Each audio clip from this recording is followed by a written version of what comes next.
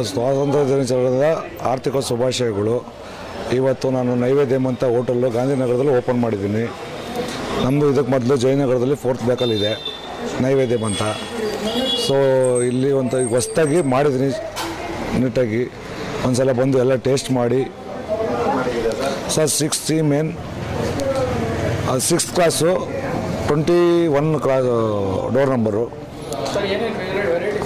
Sir ನಮ್ಮಲ್ಲಿ ಎಲ್ಲ ಒಂಥರ ವೆರೈಟಿನೇ. ಒಂದು ಸಲ ಟೇಸ್ಟ್ ಮಾಡಿದ್ರೆ ಇನ್ನೊಂದು ಸಲ ಬಂದೇ ಬರ್ತಾರೆ. ಏನು ಒಂದು ಸಲ ಟೇಸ್ಟ್ ಮಾಡಿ ಬಂದು ಅಂತ ನಾನು ಅಷ್ಟೇ ಕೇಳ್ತೀನಿ.